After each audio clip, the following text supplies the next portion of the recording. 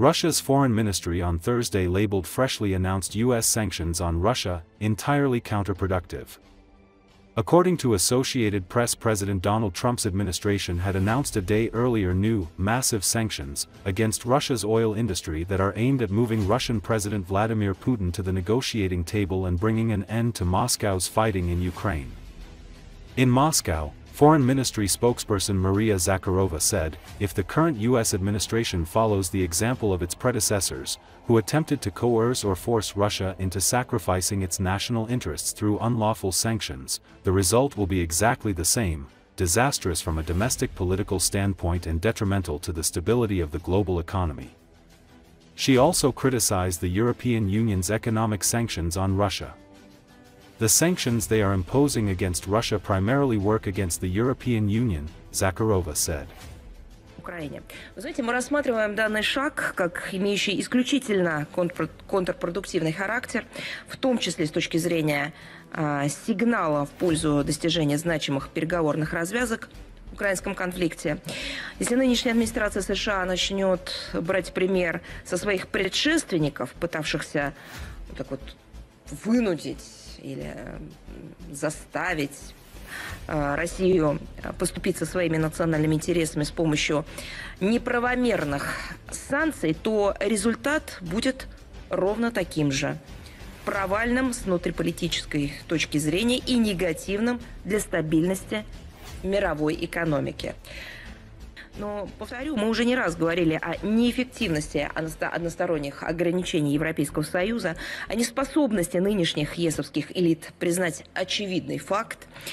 Санкции, которые они вводят против России, так, как они их задумывали, не работают.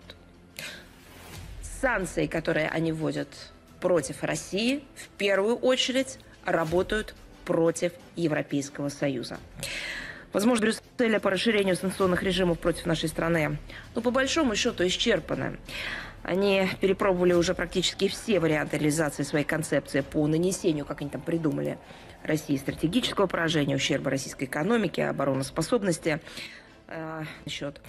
Министерство иностранных дел России со своей стороны открыто к продолжению контактов по линии Госдепартамента США в исполнении тех самых пониманий, которые были достигнуты в ходе состоявшейся 16 октября телефонной беседы президентов России и Соединенных Штатов Америки. Целью видится конкретизация дальнейших параметров российско-американского диалога как по различным аспектам двусторонних отношений, так и по дальнейшим совместным шагам на треке украинского урегулирования. Мы исходим из того...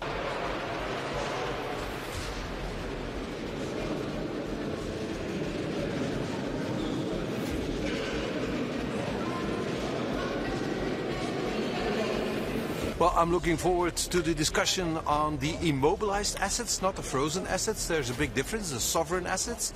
There's the idea of confiscating them to give them to Ukraine.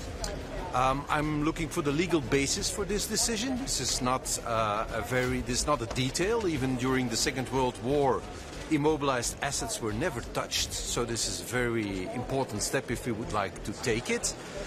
We have three demands. I want a full mutualization of the risk, because there is a big risk. We will suffer from enormous claims. So if we want to do this, we will have to do this all together.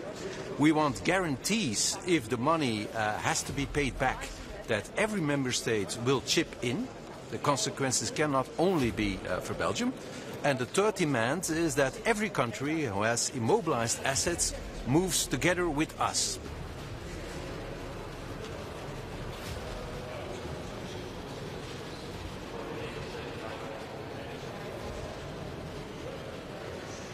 I will start from Ukraine. I think we received very positive news this morning from the United States. I think this is a game changer.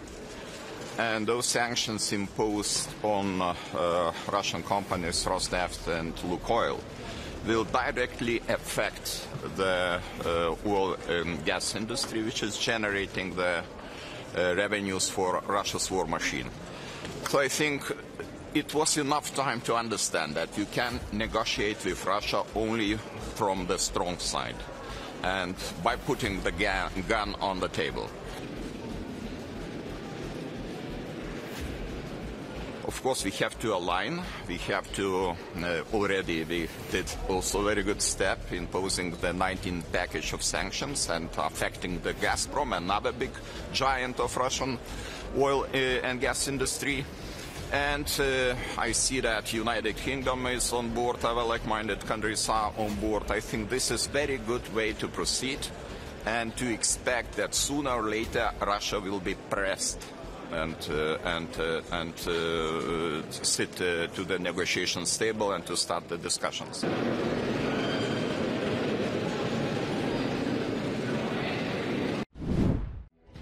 Ukrainian troops have captured more than 50 Russian soldiers during an operation to liberate the village of Kucherov Yar in eastern Donetsk region.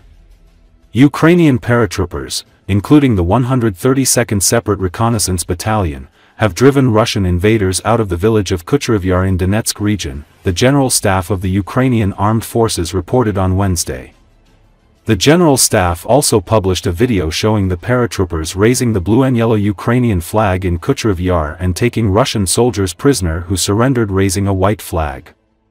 Ukrainian warriors raised the national flag in the liberated village, a symbol of the return of life, freedom, and strength of spirit. Step by step, Ukraine is reclaiming its own land, the air assault forces of Ukraine said in a statement. Located 40 kilometers from the embattled Pokrovsk city, Kucherov Yar was captured by Russian forces in August 2025 during the breakthrough toward Dobropilya direction. Earlier, Captain Hryhoriy Shapoval, spokesperson for the East Group of Forces, said Russian army units had previously entered the outskirts of Kucherov Yar and Shakov in Donetsk, adding that however, the fighting continued and the situation remained under the control of Ukraine's defense forces. The capture of Kucherov Yar is significant as it lies on a direction of advance for Ukrainian forces aiming to stabilize or regain territory in Donetsk region. Due to its frontline position, the village has been heavily impacted by the war that started with Russia's full-fledged invasion of Ukraine in February 2022.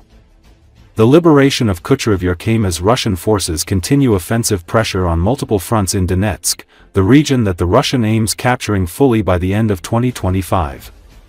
However, according to Ukrainian sources, that timeline has been delayed into 2026.